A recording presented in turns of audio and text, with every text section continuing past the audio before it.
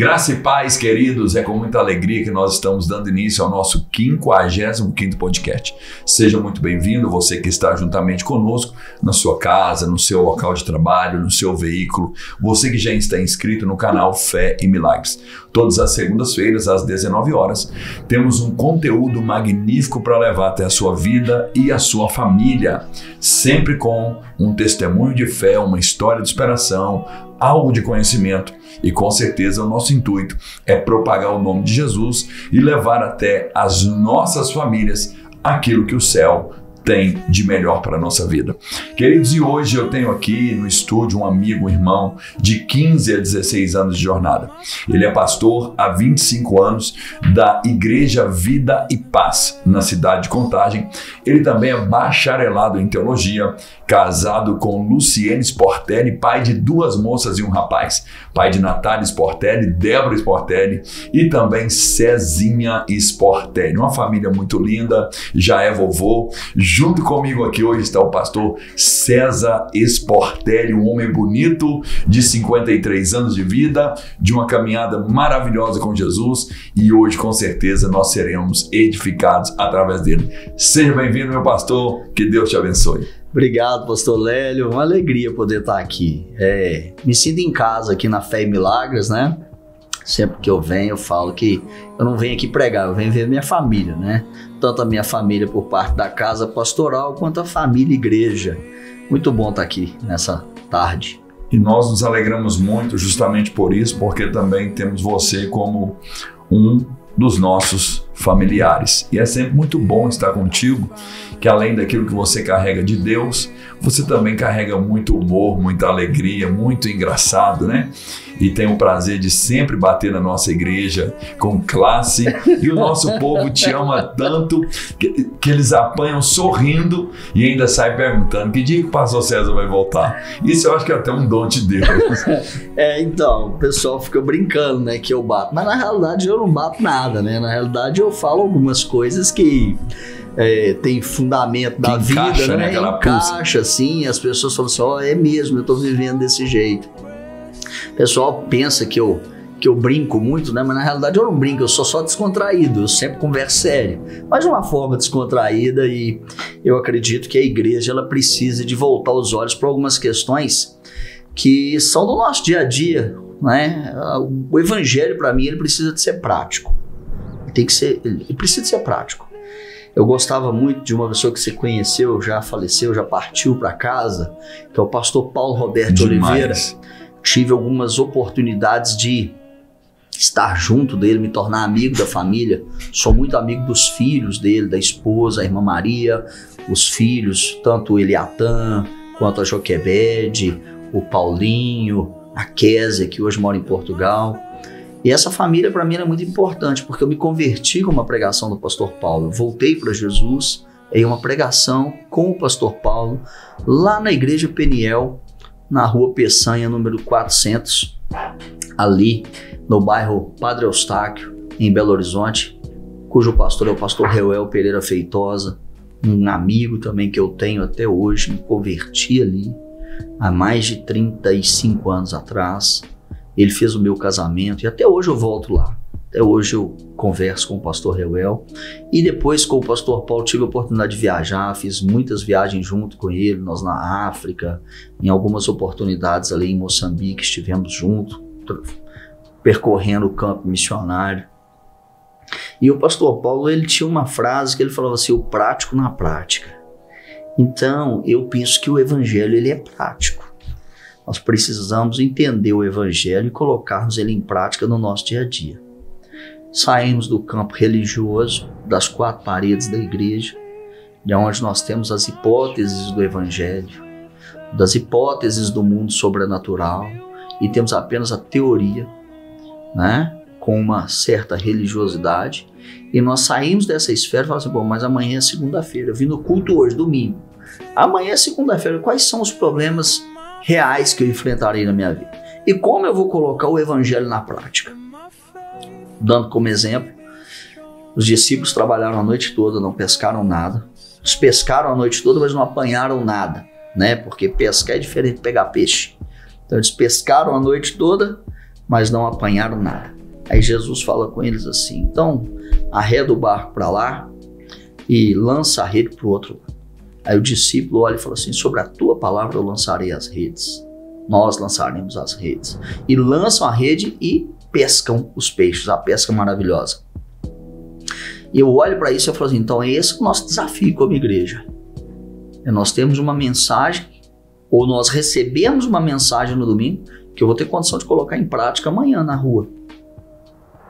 É sobre a palavra que eu vou lançar a rede. É sobre a palavra que eu vou caminhar. É sobre o que foi me anunciado do evangelho que eu vou ter que experienciar na minha vivência diária de agora para frente. Amanhã é segunda-feira, eu tenho que trabalhar, eu tenho conta para me pagar, eu tenho que criar meus filhos vão para a escola, os meus filhos na escola, como eles vão viver? Então é sobre a tua palavra eu lançarei a rede, ou seja, é sobre essa palavra que eu vou caminhar. Né? Então eu penso assim, então às vezes eu falo de coisas e como diz, a gente acaba esbarrando, né? Porque quando você tem muita gente, você esbarra em alguém, na verdade. E a gente acaba esbarrando aqui ou ali, mas sempre que, ainda que de uma forma muito contundente, de uma forma dura, às vezes até traumática, mas a gente tem só uma vontade, que é de que a pessoa ela absorva aquilo e fala assim, puxa vida, eu preciso disso aí, eu preciso de mudar. Amém, meu pastor. O senhor mencionou aí o pastor Paulo, né? Paulo Roberto. Para mim foi uma das maiores referências que eu também já tive como um exemplo de homem de Deus. Até estava olhando para trás aqui. Eu tenho um livro aqui que é dele, que fala sobre a obra missionária. Sim. O livro é tão maravilhoso. Em 2 dias eu acabei de ler esse livro. Uma linguagem prática também, simples de ser conhecida. E por muitas vezes eu menciono aqui nas pregações algumas falas do pastor Paulo em momentos que eu já estive presente com ele. Então nos dá saudade, né? Nos dá saudade. E você mencionando sobre essa questão o prático na prática, ontem no culto eu achei muito importante, interessante você contando a história de um pastor, não sei se é de Belo Horizonte, que após ministrar, pergunta para a igreja se a palavra tinha ficado claro, e uma mulher sentada no fundo da igreja diz que infelizmente tinha ficado claro. Exato. E ele pergunta por quê? Porque agora não tem como mais eu ter desculpa. E com base nisso nós vamos conversar aqui sobre os desafios da igreja. Né, os desafios da igreja hoje, o que ela está desafiando, como a igreja tem se comportado, quais os níveis de obediência que a igreja tem tido. Você está aí à frente da Igreja Vida e Paz, né, como presidente dela há 25 anos. Então é uma vida.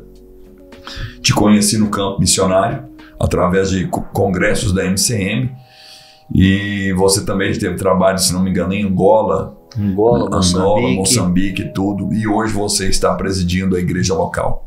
Pastor César, o que você acha assim, que é um dos grandes desafios hoje da igreja brasileira?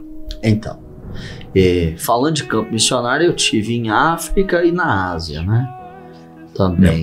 Nepal e Índia também. Para mim, o desafio da igreja hoje, pastor Lélio, assim, sendo bem específico, o desafio que a igreja tem hoje é ensinar a Bíblia para o povo. Porque hoje a gente tem igreja para ensinar muita coisa. A gente tem igreja que ensina o povo a ser líder. A gente tem igreja que ensina o povo a ganhar dinheiro. A gente tem igreja que ensina o povo a fazer marketing. A gente tem igreja para tudo hoje. Mas falta Bíblia. Falta Bíblia. E eu tenho uma forte convicção, e eu acredito que essa convicção ela não é só minha. Tem muita gente com uma convicção semelhante. E é uma convicção ao longo do tempo da história da igreja. Sem um reabibliamento não pode haver um avivamento. Então nós precisamos de voltar às escrituras. Nós estamos precisando quase uma reforma na igreja, né? Porque hoje você tem igreja que está pregando um monte de coisa, e são coisas boas. Você tem um monte de coisa que é anunciada na igreja que não é evangelho. Não é evangelho. É coisa boa, mas não é evangelho. Porque o evangelho ele parte de uma premissa básica, o arrependimento. Esse é o evangelho. Quando eu vou a um culto e eu recebo uma palavra, essa palavra ela precisa de me conduzir ao arrependimento. Essa é a palavra de Jesus. Então hoje eu acho que, apesar de ter muita coisa boa na igreja, mas a igreja passa por um desafio de um analfabetismo bíblico. E eu não estou tratando aqui de corrente teológica, eu não estou falando aqui de visão teológica da igreja, de pré, pós, mid, tribulacionista. Não estou falando dessas coisas, eu estou falando do indivíduo voltar às escrituras, ele olhar para a Bíblia e falar assim: eu sou um pecador, eu sou um irremediável, contumaz pecador, a ausência de Cristo em mim vai me influenciar para o que eu não devo, então eu preciso de um retorno ao Evangelho, de um retorno a Cristo. Esse é um dos conceitos da palavra arrependimento, né?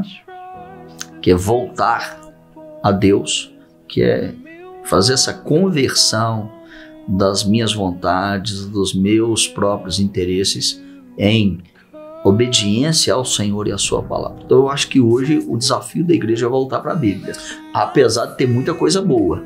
Essa igreja hoje, você acha que ela teria uma estrutura espiritual para entender um reabibliamento e ter o interesse de voltar para a palavra e vivenciar ela, uma vez que as muitas coisas boas que têm sido pregadas, embora no Evangelho, não teria isso facilitado um Evangelho que não é da cruz e levado o povo a uma teologia de coach, e essa teologia tem roubado os princípios da palavra?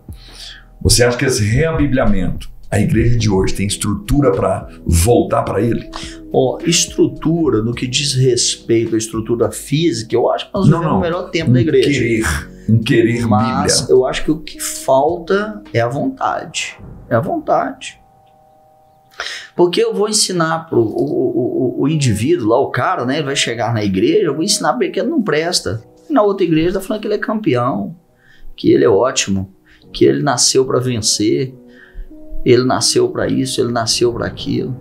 Então, assim, nós precisamos de entender se tem essa vontade mesmo, porque é como eu disse, é muita coisa boa. Estou ensinando o cara a ganhar dinheiro, estou ensinando o cara a ser visionário, estou ensinando a liderar, puxa vida, lidar com pessoas, levar pessoas a viver uma alta produtividade, que é o nosso negócio da liderança de alta performance. Eu vou chamar o cara e vou falar com ele o seguinte: meu filho, a Bíblia fala que o coração do homem é enganoso e que você não presta por essência. Está escrito aqui na Bíblia. Aonde está escrito? Está lá em Gênesis, por exemplo, o coração do homem é voltado para o mal desde a sua infância. Você não precisa de ensinar um menino a mentir. Ele mente por natureza. Uma criança, não precisa de ensinar ele a mentir. Ele quebra um negócio e você fala com ele assim: foi você? Eu não, isso aí estava aí, eu nem sei quem mexeu nisso. Porque o coração do homem é voltado para o mal desde a infância. Você precisa de ensinar um menino a falar a verdade. Você precisa de ensinar uma pessoa a andar na luz, porque nas trevas o coração já vai por natureza, devido à queda do homem. E aí você acha que o cara vai preferir ouvir isso do que ouvir: rapaz, você nasceu para vencer, você nasceu para viver uma liderança de alta performance, e Deus quer fazer isso na sua vida, e quer fazer aquilo, e quer fazer aquilo outro. E infelizmente vai ter muita gente de picaretagem vendendo ilusão. Porque, por exemplo, o apóstolo Paulo, ele vira para Timóteo e fala com Timóteo: sofre, pois, o dano. Você tem que aprender a perder, cara. Você não vai ganhar todas. Você tem que aprender a perder. Só que as estruturas vão se tornando aquele negócio que eu falo assim, uma máquina de moer gente. Porque tem tanta gente que quem tá saindo moído lá do outro lado, dane-se, vira estatística. Nós estamos aqui, então eu tenho 50 entrando e aprendendo, né? Você já foi em alguma reunião de marketing multinível? Não. Uma experiência de adrenalina altíssima, é top demais. Uma vez um amigo meu me chamou, falou assim: não, porque eu tenho um negócio para te apresentar e tudo, e eu fui num salão de hotel, e aí tal, salão todo fechado, a gente do lado de fora ali no hall. E pai, aquele sonzão e o prédio tremendo e aquele negócio. Aí abriu o salão, a gente entrou e tinha que sentar e tinha que ficar em pé virado de costas para o palco. E aí o pessoal ia entrando, todo mundo batendo palma, recebendo, pá, aquele jogo de luz, aquele negócio, aquele sonzão pesado, pai, e tal. Aquilo adrenalina, você até arrepiava. Você sai de lá motivado, você sai de lá, entendeu? Arrebentando. Só que o evangelho, ele não tá para te motivar, ele tá para te conscientizar. É uma consciência que tem que ser despertada em você, em mim e em nós. E não um evangelho de motivações, porque eu posso estar super motivado para coisa errada. Porque eu não balizei a minha vontade de acordo com as escrituras. Então eu tô a fim de fazer um negócio, mas aquilo vai dar errado, e aquilo é errado para mim, pode não ser para o outro, mas para mim é. Então eu preciso de aprender a balizar as minhas vontades pela escritura. Então eu tenho que subir o nível, a régua da escritura está aqui, eu tenho que subir minha vida para cá. Não é ficar descendo a régua da escritura para as minhas vontades, para me pegar, por exemplo, ver se dentro da teologia coach. Então eu vou pegar um texto bíblico fora de contexto, Filipenses 4,13, para embasar. Posso todas as coisas naquele que me fortalece. Pô, mas o que Paulo está falando ali em Filipenses 4,13 que você citou aí?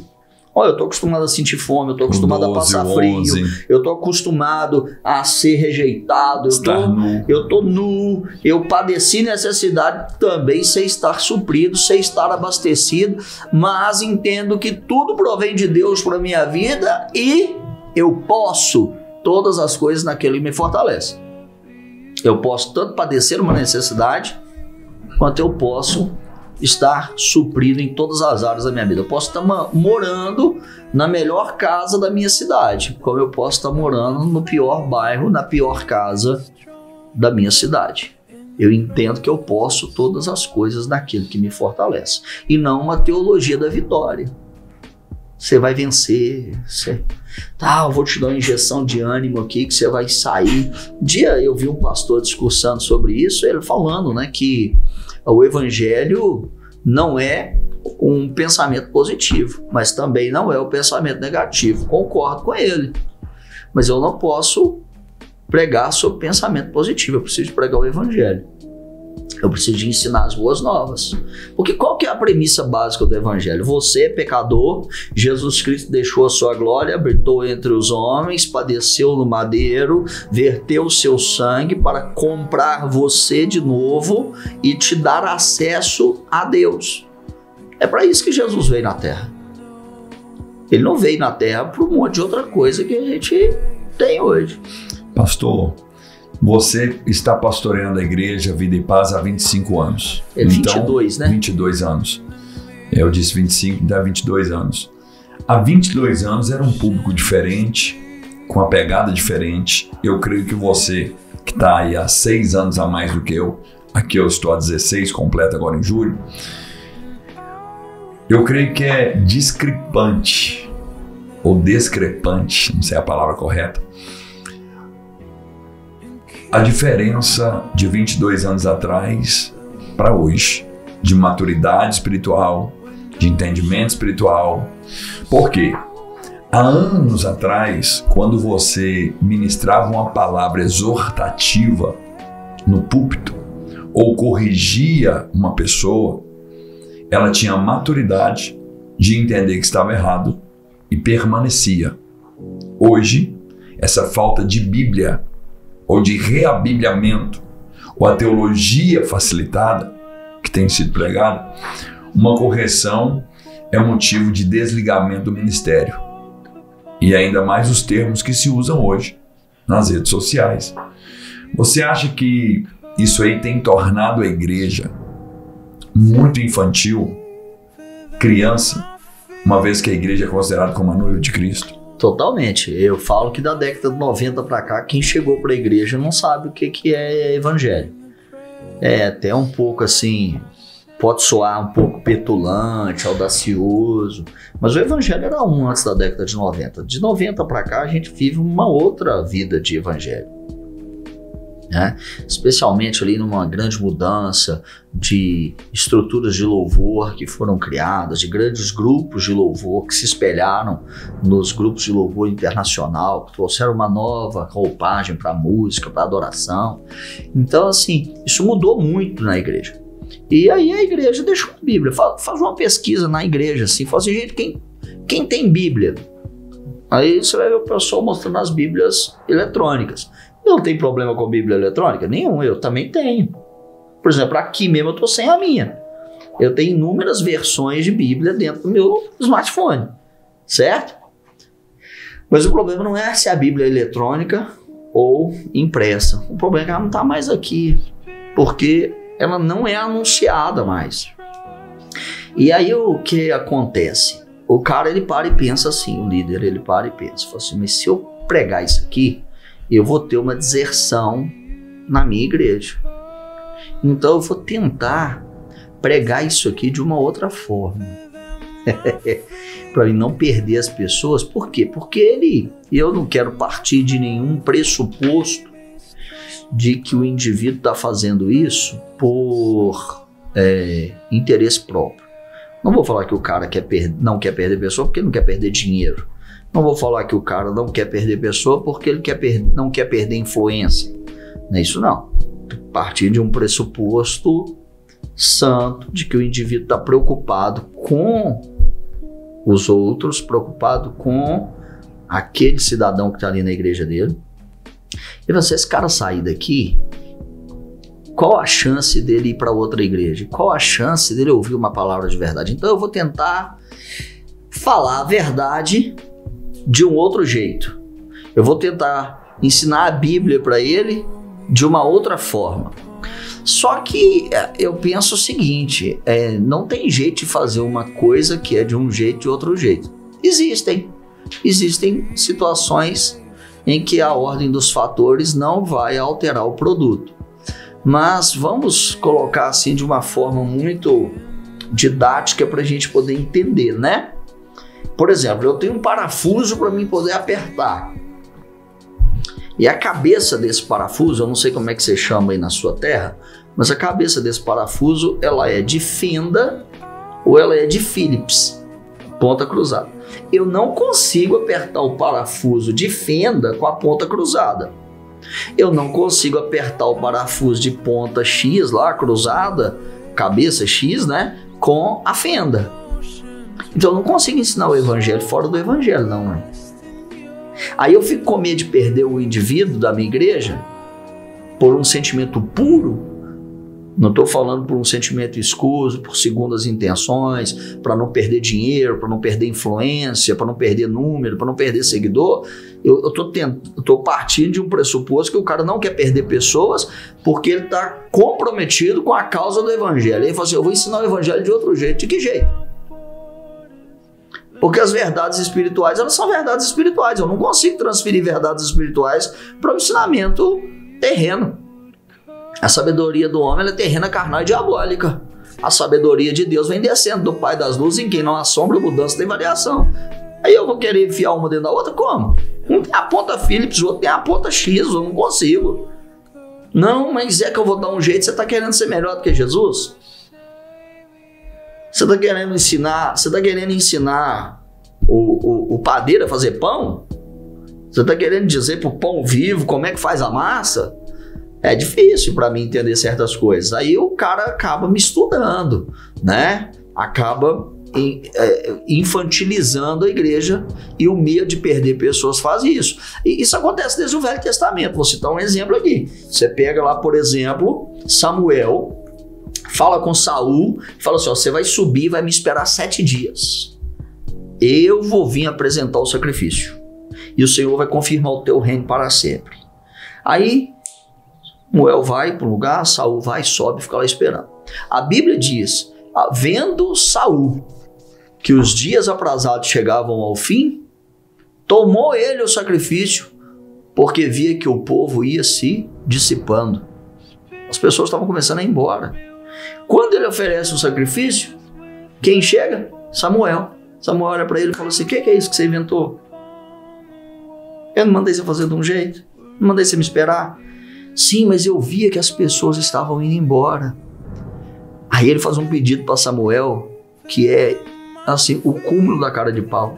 Ele olha para Samuel e fala, mas fica comigo, fica aqui do meu lado, para que as pessoas continuem pensando que o Senhor é comigo. Então tem muita gente que prefere as pessoas do que a Deus. Com base nessa colocação, pastor, quem que o senhor acha que é mais infantil? Quem não prega a verdade ou quem não quer ouvir a verdade? Quem não prega. Porque a responsabilidade de pregar o evangelho foi colocada sobre ele. Concordo plenamente. E como que nós consideraríamos aqueles que não querem ouvir a verdade? Nem todo mundo vai querer. Tinha 2 ladrões na cruz, um queria e o outro não. A minha responsabilidade não é com o que o outro quer ou deixa de querer. A minha responsabilidade enquanto pregador do evangelho é com quem me chamou para pregar. Eu não tenho responsabilidade se o morto vai ressuscitar ou não. Eu vou orar. Quem ressuscita mortos, quem cura enfermos é Deus. Eu tenho uma responsabilidade de fazer o que cabe a mim. Então a minha responsabilidade enquanto pastor, pregar o evangelho, ensinar o evangelho na sua totalidade. Eu não tô, nós estamos aqui muito numa área muito restrita do campo do evangelho, do arrependimento, claro. Mas eu entendo o evangelho integral. É como eu disse lá no início, o evangelho ele é vivido todos os dias. Você tem que... Prático na prática. Prático na prática. Tem que ministrar o evangelho integral. O evangelho é todo para todo homem e o homem todo. Então o evangelho não fica restrito só no campo ali do ambiente de culto, da celebração. Ele tem que ser vivido na vida do indivíduo que estava no culto, agora lá no seu ambiente de trabalho, quando ele está dirigindo no trânsito, quando ele está conversando na família dele, de qualquer forma. Mas o cara, quem foi chamado para pregar o evangelho tem a responsabilidade de pregar o evangelho. Pastor César, você acha assim que existe um público que tem prazer de ter o ego massageado e gosta de ser enganado? Todo ser humano. O ser humano ele gosta, velho. Mas nós estamos falando no âmbito espiritual, igreja. Eu falo que é o problema do ser humano. O problema do ser humano. O ser humano ele precisa dessa massagem no ego. E quem pratica isso com maestria se dá muito bem na vida. Quem faz isso, quem se especializa nisso, muito bem isso. Se dá muito bem, ganha muito dinheiro. Ganha muito dinheiro, mas ao mesmo tempo eu entendo que existem pessoas que estão em busca da verdade.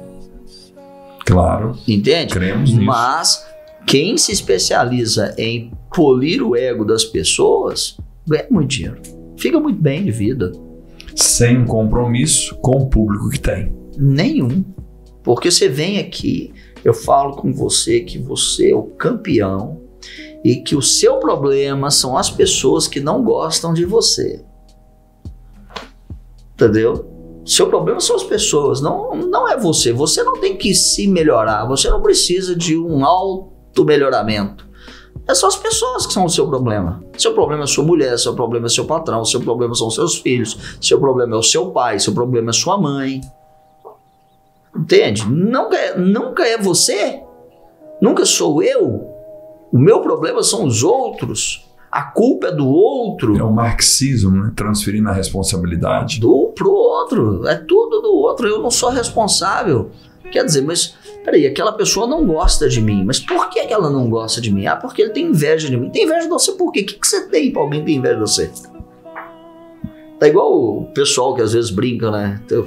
Às vezes eu falo de certas coisas e aqui eu vou citar um caso. Duas pessoas conversando e aí falou assim, então você pega um carro de aplicativo? Eu não ando de carro de aplicativo, não. Por que você não anda de carro de aplicativo? Eu tenho medo de ser sequestrado. Aí o outro começou a rir e falou assim, sequestrado? Eu tenho medo. O que você tem pra você ser sequestrado? Você é quem pra você ser sequestrado? Quem que você é na fila do pão pra você ser sequestrado? E eu fiquei olhando aquela conversa assim, porque tem gente que tira coisa da cabeça dele, sabe? Assim, qual que é a fonte disso aí? Ah, minha cabeça, vozes da minha cabeça. Então, minha vida não tá funcionando porque as pessoas têm inveja de mim. Mas tem inveja de você por quê?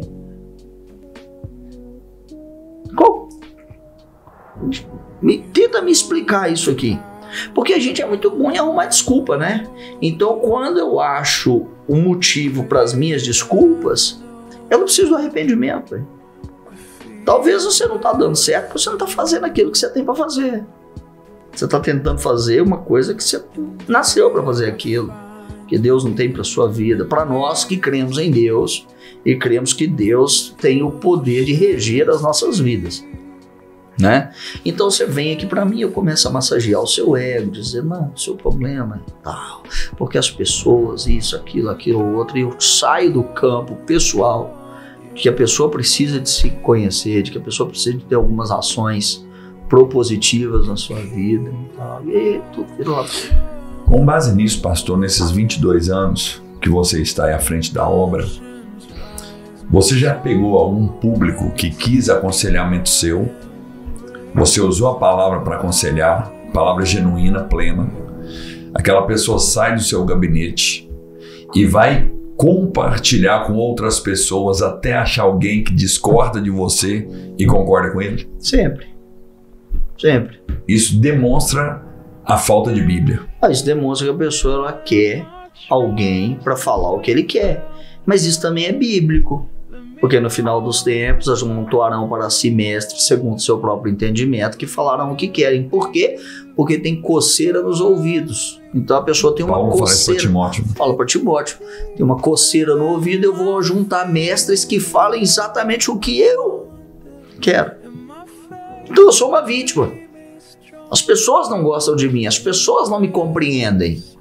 É muito confortável, eu sou uma vítima. Fica tudo simples. Não, que isso, você não é vítima de nada não, rapaz. Jesus chegou na sua vida agora, te chamou para ser protagonista, mas você precisa se arrepender, porque você tem coisas aí dentro de você que você não sabe. Você tem influências aí dentro de você que você não sabe. Você foi criado num ambiente ruim, você foi criado assim, mas você vai vencer apesar disso tudo, desde que você saiba quem você é. Porque o grande segredo hoje é querer ensinar para as pessoas quem elas são. E eu acho que o grande segredo da Bíblia, se eu posso falar, toda hora eu falo assim, né? Não, porque o grande problema do homem, então quem anda comigo, você fala, esse aí é qual o grande problema do homem? Porque todo dia você fala que o grande problema do homem é muito diferente. Maneira de dizer, né?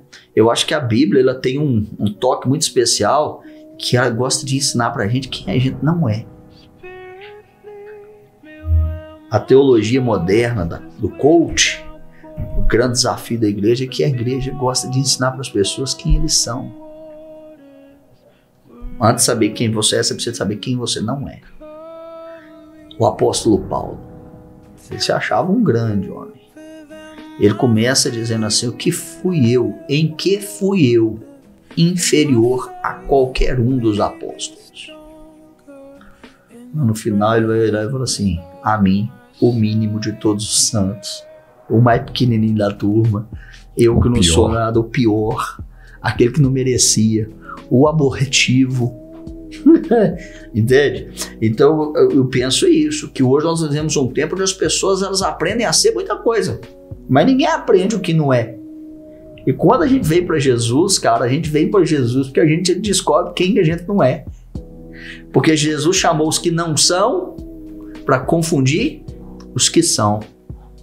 E o grande segredo, falei isso ontem lá no acampamento, o grande segredo da nossa vida é entender que Jesus chamou os que não são para confundir os que são e terem a consciência do que nunca precisaram ser. Então eu sei quem eu não sou e eu também aprendo quem eu nunca vou querer ser. Com base na linha que estamos aqui falando sobre igreja, e não expondo a igreja, claro, ela é de Cristo. Como que você vê a maturidade hoje de uma escala de 0 a 10 que a igreja se encontra? Eu não sei se eu consigo enumerar assim de 0 a 10, mas uma boa parte da igreja, sabe, vai ao culto, ouve a palavra, fala assim, nossa, muito bom. Uma outra questão que eu vejo na igreja é o trabalho no emocional das pessoas, né?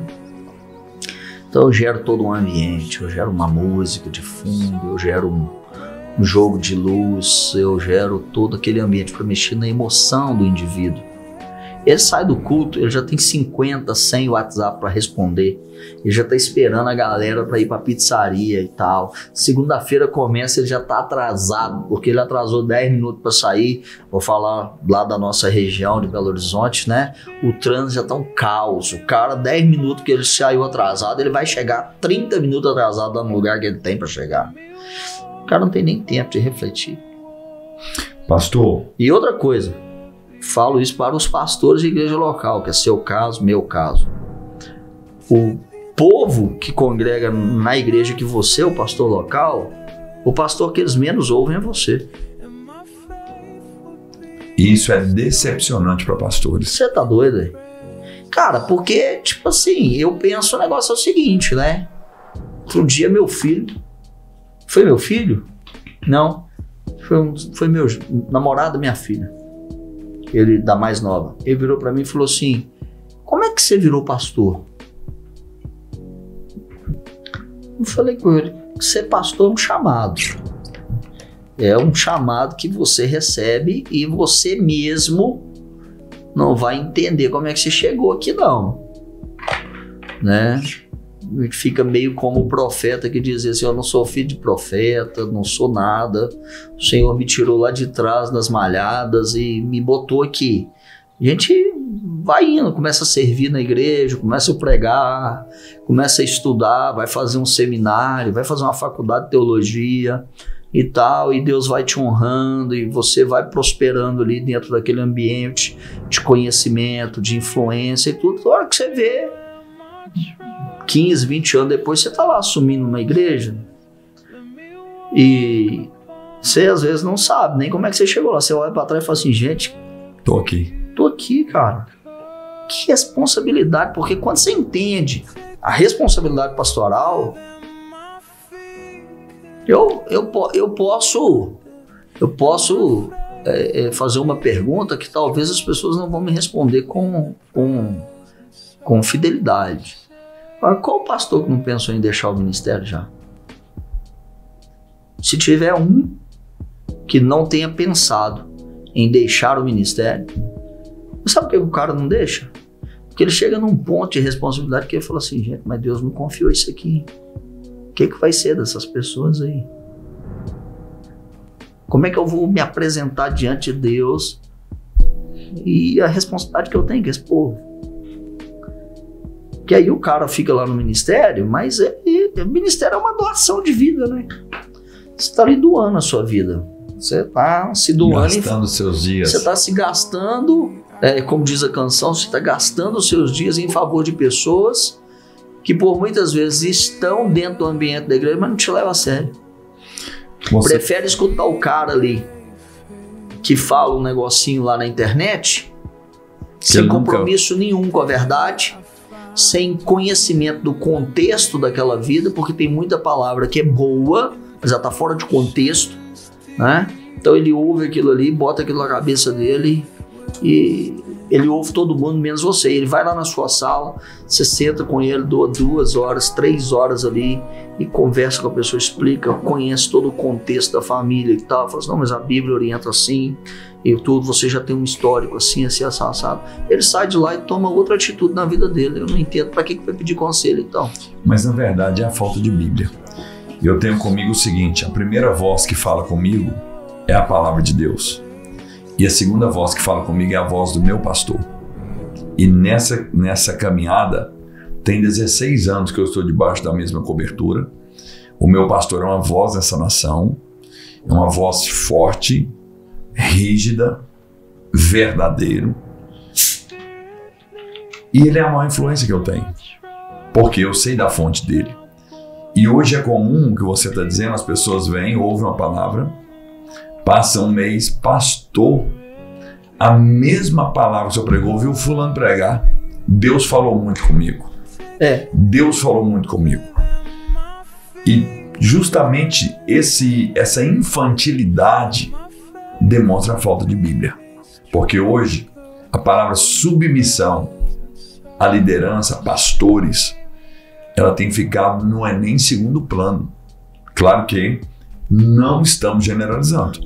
É uma exceção. Exatamente. Existe um público que entende o que é a cobertura pastoral, a submissão pastoral, a autoridade pastoral e anda debaixo. Uhum. E é claramente visível a vida dessas pessoas. Mas existe aquele público que vai chegar no culto de domingo, vai ouvir o pastor César pregar uma exortação, não vai receber aquela exortação como sendo algo de Deus e vai dizer o seguinte: o pastor César hoje estava bravo. Por quê? A pessoa não tem uma Bíblia para viver. Mas quando ela ouve na internet um pregador que não sabe o endereço dela, que não sabe quem ela é e assim por diante, ela vai dizer assim: pastor, aquele dia o senhor pregou e ouviu fulano pregar a mesma coisa. Então isso aí é desmotivador para a vida pastoral. E eu sei que hoje tem muitos pastores, muitos, sofrendo pela falta de maturidade dos seus liderados, que às vezes têm deixado de ser ovelha, e Paulo fala também para Timóteo, têm se tornado líderes de si mesmo. Então, essa questão do sujeito hoje gostar de pastorear a si mesmo, né? É como você disse, nós viemos de uma geração de igreja. Por exemplo, eu ia viajar, eu ia lá falar com meu pastor. Eu também. Eu ia lá falar com meu pastor. Pastor, vou viajar, viu? Tô de férias, vou passear com minha família, nós vamos pra praia. Só para te deixar informado. O senhor não vai me ver aqui na igreja. Ora por mim. Não tô pedindo se eu posso ir, se eu não posso ir, não. Já teve vezes de eu perguntar pro meu pastor: pastor, eu quero fazer essa viagem missionária. O que o senhor acha? Meu pastor sentou comigo, eu lembro dessa conversa com ele, pastor Reuel, sentou comigo no gabinete, igreja grande, mais de 2.000 pessoas na época. Na época, 30 anos atrás. Olhou pra mim e falou comigo: você trabalha por conta própria, não é? É. Você tem alguma provisão de recurso além do seu trabalho? Não. Você vai passar 30 dias numa viagem missionária? Você tem um dinheiro guardado para você sobreviver? Não tem nada, pastor. Então, assim, quem vai assumir suas contas desses 30 dias? Ninguém não tem não a tirar. Eu falei: então, acho que você não devia ir, não. Porque você trabalha por conta própria. Se você parar de trabalhar, você não tem dinheiro. É nobre o que você quer fazer isso. Ele falou comigo: meu filho, é nobre o que você quer fazer. Mas você tem que entender que você não tem condição de fazer isso. Você acha que eu fiquei chateado? Você acha que eu fui procurar outro pastor para me dar uma palavra de apoio que eu queria viajar numa viagem missionária pro sertão? Claro que não. Eu voltei para casa, virei para Luciene e falei com ela assim: amor, o pastor falou que não é para não poder viajar, não é para nós, não, porque eu vou passar apertado. Agora, foi espiritual o conselho dele, ele tremeu a voz, ele me deu uma palavra profética, isso que diz o Senhor? Não, ele fez conta comigo, mas porque ele era meu pastor, ele sabia quem eu era, ele sabia onde eu trabalhava, ele queria o meu bem. E eu sempre, desde criança, mesmo nos anos que passei desviado do evangelho, sempre soube do meu chamado. Sempre soube do meu chamado para as nações. Aí eu tinha que fazer uma escolha. Ou eu ouço a voz do meu pastor, ou eu antecipo o que Deus tem para mim. O que eu fiz? Eu fui ouvir a voz do meu pastor, cara. Voltei e continuei trabalhando. O pessoal voltou, contaram testemunhos. Muitos anos depois, está eu indo viajar para a África. Várias vezes. 2 vezes por ano na África, todo ano. Ásia. Europa, passei pela Alemanha. Então, assim, essa é a coisa de eu entender que eu escolho ser pastoreado. Eu digo sempre lá na igreja para as pessoas: Lélio, eu falo assim, ó, eu queria ser pastor de todo mundo, mas eu só posso ser pastor de quem me escolhe para ser pastor dele. Porque não é tipo, a gente faz umas comparações assim, que tem gente que fica chateado, né? É tipo quando você compra um pet. Chega lá na sua casa, você pode comprar ele, você pode gastar o dinheiro que você quiser, mas se ele escolheu o seu filho, ele escolheu, foi seu filho. Se ele escolheu sua esposa, ele escolheu sua esposa. Tem um monte de gente na igreja. Ele é que vai escolher o pastor dele. Jesus, ele olhou para Israel e falou assim: eu queria juntar todos vocês, como a galinha faz com os pintinhos debaixo da sua asa. Mas tem um monte de gente aqui que não quer, ué. Entende? Então sua igreja pode ter centenas de pessoas. Nem todo mundo vai ser sua ovelha. Porque ser ovelha é escolher você como meu pastor. Eu vou ouvir a Bíblia. Agora eu vou ver o que o meu pastor vai falar comigo. Se ele contrariar o que a Bíblia diz, eu tenho respaldo para não ouvi-lo. Agora, o duro é se ele concordar com a Bíblia, hein?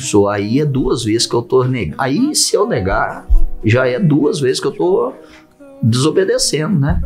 Então, eu penso isso, sabe? Que tem gente que não quer ser pastoreado. Ele quer ir na igreja. Ele gosta do louvor, ele gosta do que de algumas pessoas. Ele tem amigos importantes dele dentro da igreja, ele tem família, ele gosta das programações, vai ter um encontro de casais, vai ter um acampamento de adolescentes, vai ter o culto de homens, vai ter o culto de mulheres e tal. E ele gosta do louvorzão, ele arrepia na hora do louvor e tudo. Mas ele não quer ser pastoreado. Ele não escolhe o pastor para ser voz na vida dele. E aí, paciência. Paciência, a gente sofre muito como pastor, porque a sua expectativa é que você conseguisse falar o maior número de pessoas. Mas se, né, Jesus ele chega lá na terra dele, eu só falo, mas não é esse o filho de José que estava conosco? Não é este irmão de fulano? O que ele está fazendo aqui agora? E não o receberam? E ali a Bíblia diz então que ele não pôde realizar milagres. E veja quando Jesus não pode realizar milagre. Ele é o Todo-Poderoso, mas não pôde, porque as pessoas não o receberam. Então, o dia que nós entendermos que algumas pessoas são colocadas por Deus na nossa vida e que nós deveríamos dizer Hosana, bendito é o que vem em nome do Senhor, esse aí foi Deus que mandou para a minha vida, a nossa vida ia funcionar muito melhor, hein? E com base nisso, você concorda que a infantilidade de boa parte tem roubado o tempo dos pastores, gerando pastores bombeiros, ou seja, apagadores de incêndio, de problemas, Sim. frustrando pastores, e que hoje não é pouco o número de pastores que pensam em largar tudo porque se tornam um homem cansado, sobrecarregado, frustrado, oprimido. Há anos atrás no Brasil houve-se um grande número de suicídios de pastores. Sim. Por causa de pessoas infantis que só querem sugados. Eu mesmo perdi um cara que foi uma grande referência para mim no suicídio.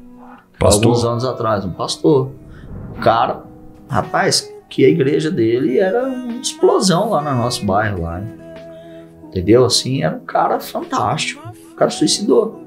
Perdeu a família, separou da esposa, suicidou na casinha pastoral, no barracão no fundo da igreja, enrolou um fio de luz no pescoço, na cama, na cabeceira da cama, se eu não estou enganado. Pensa um cara top.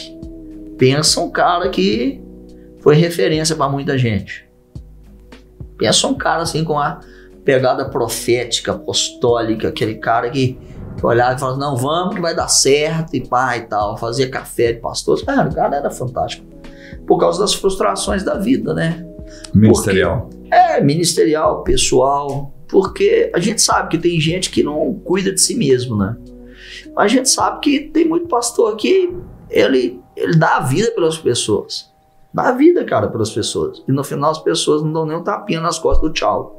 Hoje em dia mandam um WhatsApp. Falando só, não vou mais para a igreja não, viu? Obrigado. Quero sua bênção. Tô saindo da igreja, não tem nada contra o senhor, não tem nada contra a igreja. Mas tô saindo. Então, se você não tem nada contra mim, se você não tem nada contra a igreja, por que você tá saindo então? Ah, não, prefiro não falar. Mas, cara, não vive na luz, entendeu? Isso é a mesma coisa. Eu falo muito disso com o pessoal do RH, né? Então, vamos inverter os papéis aqui, tá, pastorzão? Eu chamo você aqui na sala, sou o RH. E você falou, Lélio, vou falar com você. Você é um funcionário fantástico. Rapaz, não gosto demais de você. Seu crescimento da empresa foi um crescimento exponencial. Nós temos você aqui conosco já há quantos anos? 10 anos? Puxa vida, um funcionário exemplar, rapaz. Mas nós precisamos fazer um corte de gasto na empresa. Então eu tô te dispensando. Aí você para dentro da sua cabeça e fica assim, peraí, eu tô aqui há 10 anos, eu tive um crescimento exponencial, eu sou um funcionário exemplar, por que não manda o cara do meu setor que só chega atrasado e é ruim de serviço embora então? Por que tá despedindo eu? Você tá entendendo essa coisa? Claro. De não andar na luz? de você é muito bom, mas eu vou te mandar embora. Então eu mando ruim de serviço, pô. Tem um cara que trabalha do meu lado, lá na mesa do meu lado, que ele mete atestado todo mês, ele só chega atrasado, ele não tá nem aí pra entrega do trabalho dele, ele não entrega nada, ele enrola, ele faz tudo pela metade, e vocês estão me mandando embora, se eu sou tão bom. Você fala a verdade comigo, o que eu fiz que desagradou a diretoria? Me dá a chance de recuperar.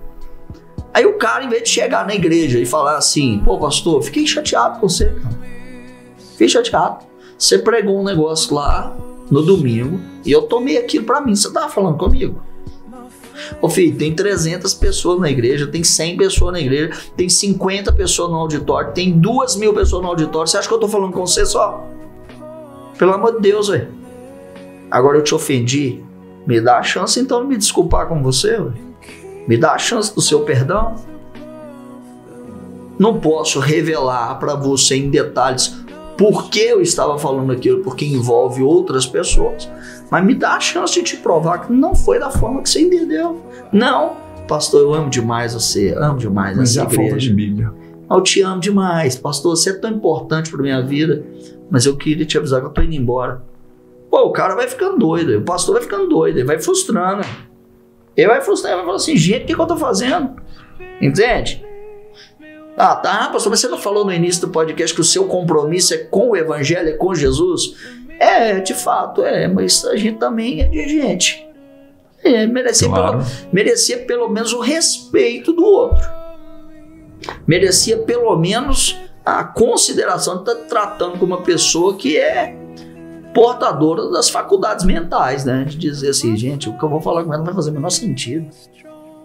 Aí o que vai acontecendo? Aí você vai vendo caras que vão se fechando, você vai vendo os caras que vão entrando num ostracismo ali, se afasta de todo mundo, a igreja dele fica um mundinho à parte, entende? Por causa dessas feridas. E pastor, isso é tão real nos dias de hoje, eu quero aqui falar, não em defesa dos pastores, porque nós não estamos aqui defendendo pastores. Mas eu quero falar em honra aos pastores. A igreja às vezes confundem os pastores que tem, porque os pastores não são funcionários da igreja. Então às vezes as pessoas acham que o pastor tem que estar a tempo, fora de tempo, não tem dia, não tem hora, que ele é um socorrista em todo momento. Acha que ele é funcionário, que falta respeito com ele, quando na verdade não é. Pastor é uma autoridade constituída por Deus para cuidar de um rebanho, prestar contas daquele rebanho diante do Senhor. Mas as pessoas têm feito de muitos pastores como que se fossem os próprios empregados. E, na verdade, ele é uma autoridade. Então, há um tempo atrás, eu estive em uma das cidades de São Paulo, conversando com um pastor de 71 anos de vida. E ele me dando conselhos, ele dizia, olha, filho, o pastor ele tem que ter uma boa casa, andar em um bom carro, ter um bom sono, uma qualidade de vida, porque ele é responsável de levar uma palavra para a igreja. E como que um pastor que está totalmente sugado pela igreja, que está totalmente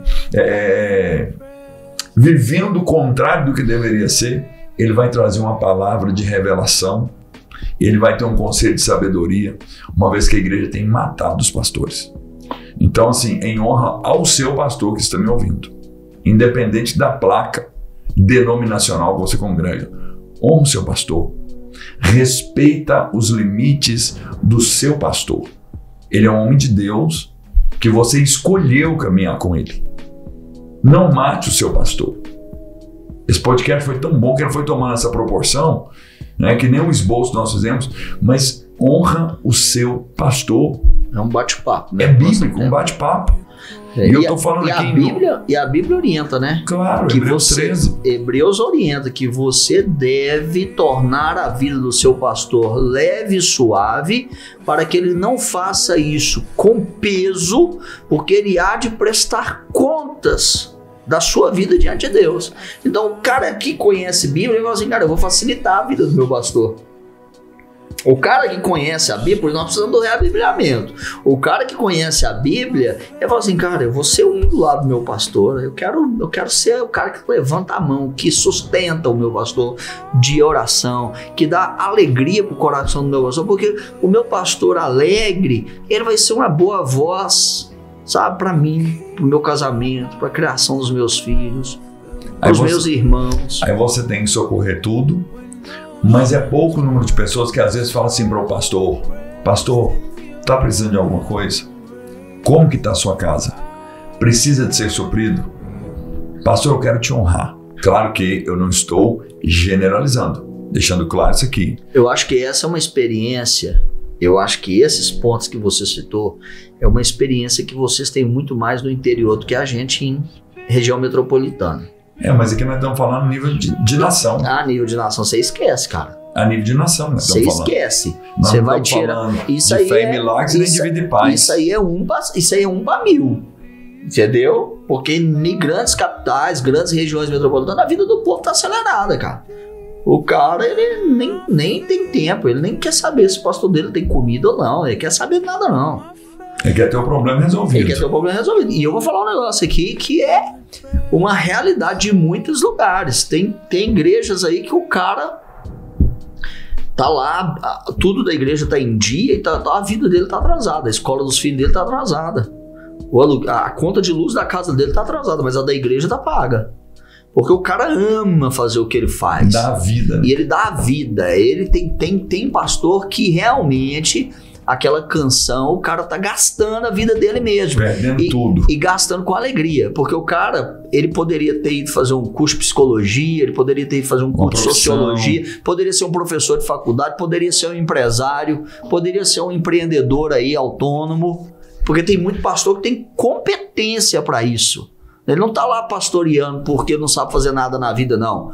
Ele tá lá pastoreando porque ele foi chamado de Deus, ele entende a responsabilidade que ele vai prestar conta dele diante de Deus um dia, daquilo que Deus confiou a ele. Ele tá lá fazendo por amor, cara. Tem um monte de cara aí que tá sacrificando a vida dele. Aí o outro lá, o desigrejado, que é um outro problema da igreja, e ele fala assim: mas se ele tá fazendo, o problema é dele. Não é problema dele, não. É porque ele conseguiu enxergar o que você não conseguiu enxergar. Porque você não tem responsabilidade com a igreja local. Você não tem responsabilidade com a família do corpo de Cristo. Mas ele tem. Pastor César, nosso tempo está encerrando, mas eu quero fazer uma colocação aqui. Dia 3 de março, agora, eu completei 22 anos de conversão. E eu estou há 16 anos debaixo da cobertura do meu pastor. Eu tenho tanto temor de Deus. E pela palavra, você até mencionou que quando você ia viajar, você pedia a bênção, comunicava. Já teve vezes de eu ter aqui algumas coisas importantes para resolver. Meu pastor me ligava e me solicitava estar com ele no outro dia. Eu tenho convicção que a minha submissão ao meu pastor, ela me coloca em um lugar de honra. Só que hoje, a falta de reabibliamento, as pessoas acham que são mandadas. Tem pessoas que não sabem discernir o que é submissão, honra ou se está sendo mandado. Mas tem um monte de gente na internet aí, cara, pregando o tempo todo que cobertura espiritual não existe, que isso não tem base bíblica e tal. E eu entendo que às vezes a nomenclatura que é usada, ela pode não ter um fundamento bíblico. Nós estamos falando de princípio ou de nome, ok? Porque tem gente que pega por causa de nome. Aí vai falar lá, pastora não existe na Bíblia. Ministério pastoral é prerrogativa masculina. Tudo bem, se você estiver falando em relação a dom, em relação à administração, ou você está se referindo em relação à função, né? Vamos separar aí as coisas, porque tem muita irmã aí que faz um trabalho pastoral fantástico. Aí você vai falar como que ela não pode ser pastora porque pastora não está na Bíblia. Então a gente tem os caras da internet, dos cortes 30 segundos, que vai lá e fala... Que o povo gosta de assistir. Aí, mas é claro, é porque hoje a gente vive por volume de informação. Existe uma estatística que fala que uma criança de 7 anos hoje tem mais acesso à informação do que o imperador da Roma Antiga. Dá pra você entender isso? O que um Júlio César, que era o imperador do mundo... Uma criança tinha de acesso à informação. Hoje uma criança de 7 anos tem mais acesso. Não é que ele sabe mais, ele tem mais acesso, porque o acesso está na palma da mão, certo? Aí a cobertura espiritual não existe. Você é pastor de si mesmo. Aí, gente, vamos voltar para o evangelho? Vamos ver o que Deus estabelece, vamos ver quais eram os princípios da igreja neotestamentária. Mas se você não gosta do termo cobertura espiritual, tudo bem, você não precisa de gostar não, você pode escolher outro. Agora a Bíblia ela fala sobre relacionamento pastoral. A Bíblia fala que quem constituiu os pastores para velar pelas pessoas foi o próprio Deus. É igual outro dia eu ouvi uma frase, já que nós estamos encerrando, vou encerrar com isso aqui porque faz parte da igreja. E orar. Faz parte da igreja. Eu vi uma frase de uma pessoa muito bem conceituada no meio evangélico que diz assim: Jesus não fundou a igreja, ele estabeleceu 12 amigos. Eu falei assim, eu não concordo com essa frase não. Eu consigo entender o que a pessoa quer dizer, mas eu não concordo com a frase utilizada. Porque quem fundou a igreja, se não foi Jesus, foi quem? Ele disse, eu estabelecerei a minha igreja e as portas do inferno não prevalecerão contra ela. Agora, se você quiser dizer que a igreja, ela necessita dos vínculos de amizade, porque eu não vos chamarei mais servos, mas amigos. Já é outra coisa. É outra história. Porque eu não posso dar base bíblica para pensamentos equivocados. Aí vem o desigrejado e fala assim, tá vendo? Para que eu preciso de igreja? Eu preciso de amizade. Não foi isso não, porque Jesus ele não estabeleceu uma comunhão de amigos. A comunhão dos amigos ela é um resultado da comunhão da igreja. Mas Jesus ele fundou a igreja está estabelecida sobre ele. A base da igreja é a palavra. Agora, à medida que eu vou me relacionando e me torno um doméstico da fé, então eu tenho uma relação de comunhão e amizade com os domésticos da fé. Claro. Entende? Então são princípios bíblicos que estão deixados de lado, porque às vezes o cara faz um corte de 30 segundos. E eu nem sei se a frase que eu estou citando aqui foi a que ele disse, mas alguém que pegou e escreveu e postou, entendeu daquela forma. Que dá direito às outras pessoas que vão ler e falar assim, não preciso de igreja, não preciso de pastor, não preciso de nada disso não, eu preciso de Deus. Eu nunca vi o corpo viver fora de si mesmo. Se eu cortar o meu dedo e guardar ele numa gaveta, semana que vem não presta para mais nada. Então eu quero ser membro do corpo. Eu quero ser igreja, mas fora da igreja local, porque na igreja local tem que conviver com o diferente. Na igreja local tem que aceitar o contraditório. E agora todo mundo gosta de ouvir aquilo que quer ouvir, ué. Ué, mas isso é muito fácil. Você come o que você gosta de comer, você ouve o que você gosta de ouvir. Mas na igreja é o lugar que eu me assento e me relaciono com o cara que é diferente de mim. Eu tenho que aceitar o contraditório, eu vou desenvolver um trabalho de grupo na igreja, eu vou lá pro departamento de homens, por exemplo, eu vou ter um cara lá que é uma mala. Entendeu? Mas ele também me acha uma mala, porque eu penso diferente dele. Mas é exatamente isso, o amor de Cristo que nos une. É onde eu passo por cima das minhas vontades, das minhas emoções, porque eu entendo que em Cristo, aquele camarada ali, ele é importante. Por isso que eu me relaciono com ele. Posso não ser o maior amigo dele, eu posso não gostar eu posso não ter relação de ir para casa dele todo dia, mas eu preciso dele, porque ele também é servo do meu Deus, e nós somos irmãos. Por isso que a gente ora o Pai Nosso, é o Pai Nosso. Então o filho não é teu, é nosso, é dele. O filho, entendeu? Não é só esse, é o irmão do filho pródigo. Esse teu filho aí, ó, se ele é teu filho, ele é meu irmão. Então, você tá entendendo onde é que a igreja precisa crescer? É o contraditório, é o cara que não é a mesma coisa que eu, mas ele é importante para Jesus. Jesus pagou o preço por ele também, não foi só por mim, não. Que dia que você vai voltar para nós continuar esse podcast? Uai, a hora que você quiser, eu volto. Não tem prosa aqui.